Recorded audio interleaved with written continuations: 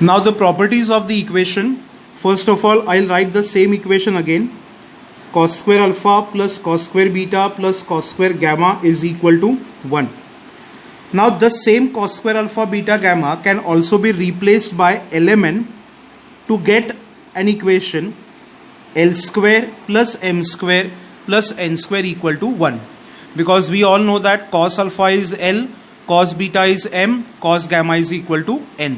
तो ये दोनों इक्वेशन टेक्निकली सेम है, सिर्फ representation wise they are different. Now in your CET papers और थ्योरी के पेपर में एमसीक्यू पूछ सकते हैं.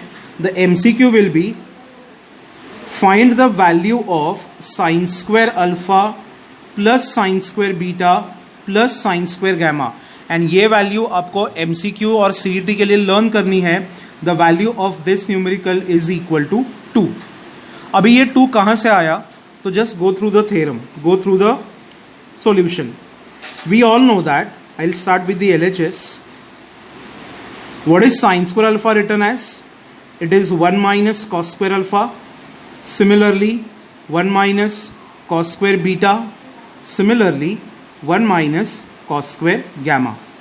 अभी ये जितने भी 1 है वो आप ऐड कर लो तो we get 3. From all the cos terms you can take minus sign common. तो ब्रैकेट में क्या मिलेगा?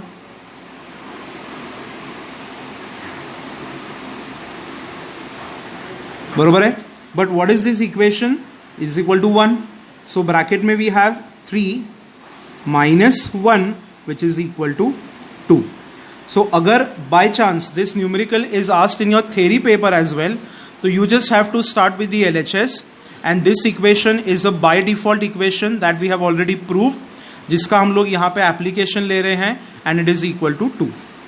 तो equation number 1 and 2 they represent the same thing. Equation number 3, this can also be used as the equation of existence.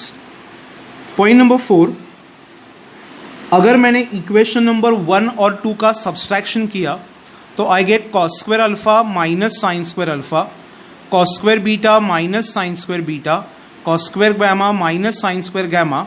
तो mathematically, trigonometrically हमारे 11th standard में एक formula है cos square theta minus sin square theta is equal to cos 2 theta.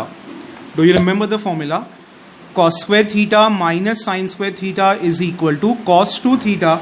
So if I subtract equation 1 and 2, I get the answer as cos 2 alpha plus cos 2 beta plus cos 2 gamma is equal to minus 1.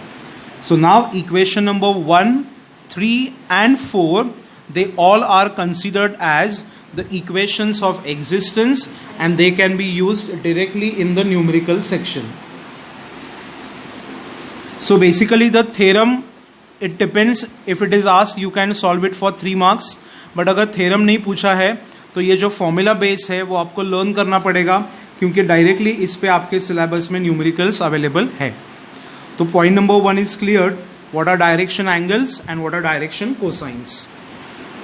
Now point number 2, the last point of the chapter and last point of this section, direction ratios or also called as DRs. A very simple definition I'll give you. I won't exaggerate this part much because it is the simplest part to understand. If any 3 numbers, they are whether 0 or non-zero, that doesn't matter. Whether it is integer or it is a fraction number, it doesn't matter. Plus minus है, even odd है. A is just a real number. B and C are even real numbers. So if A, B, C are any 3 numbers which are in a constant ratio, किसके साथ? With the direction cosines, that is LMN, then these numbers are called as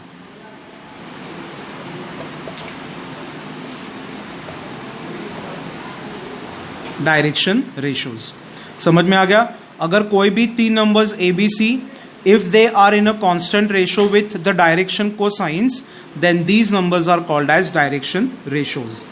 अभी direction ratios के properties क्या है, direction ratios के formulas क्या है, that will discussed point wise. Point number 1, from the definition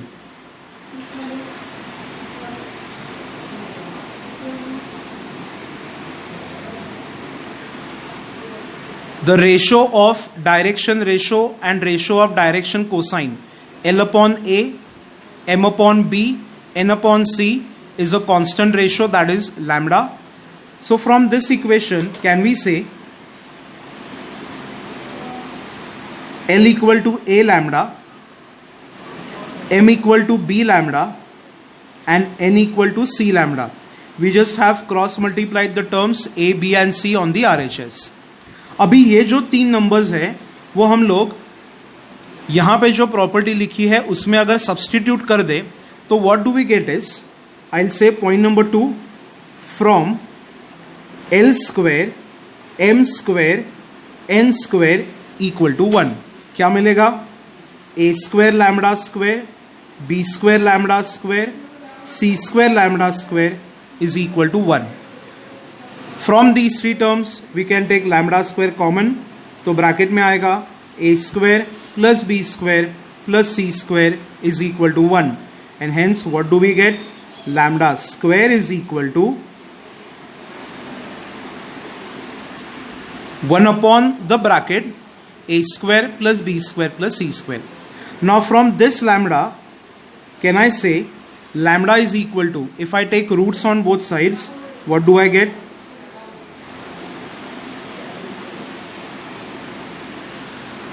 simple. तो पहले definition, then cross multiplication, substitution, getting the value of lambda. अभी why did we find the value of lambda, I can substitute this lambda in equation of L, M and N. तो इसमें से हमें क्या मिलेगा, point number 3, relation between direction cosines and direction ratios. Directly I'll write the equation. L is equal to A lambda, but what was lambda value? It is 1 upon under the square root A square plus B square plus C square. तो by chance अगर आपको numerical में ABC मतलब कोई भी एक vector के direction ratios provide किए हैं and if they ask you direction cosine तो you can directly substitute them in this equation. So similarly now M is equal to, it is B lambda, ये ऐसे आ गया, and N is equal to C lambda, तो ये ऐसे आ गया. So from equation number 1, 2 and 3 if the direction ratios are given we can find the direction cosines of the vector that is L, M and N. Are you getting it? तो relation में LMN दिया है तो you can find ABC, relation में ABC दिया है तो you can find the values of LMN. Point number 4, अभी यहां से डायरेक्शन रेशियोज के इंडिविजुअल प्रॉपर्टीज स्टार्ट होंगे, जिसमें से फर्स्ट प्रॉपर्टी है if there is a vector which is passing through a point A and point B. See, very simple concept to understand. If a vector passes through point A and point B, तो हम लोग वो vector कैसे लिखेंगे, तो it is AB bar equal to position vector B bar minus position vector A bar. तो how do I write a position vector, तो it is just assigning the ijk to its